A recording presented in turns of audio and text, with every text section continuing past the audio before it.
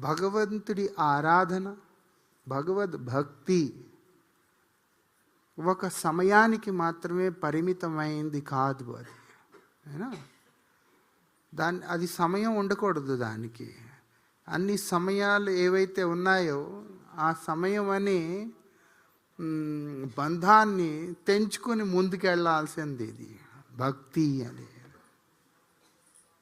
నిన్న మనం దాని గురించి అర్థం చేసుకోవడానికి ప్రయత్నించాం.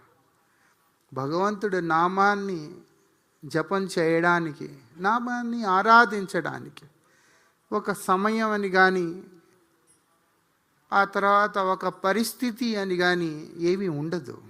వీటన్నిటికీ అతీతమైంది భగవంతుడి నామం, భగవంతుడి ఆరాధన. అలా అందుకే మనం ఏం చేయాలి అంటే ఎప్పుడు భగవంతుణ్ణే ఆరాధించాలి.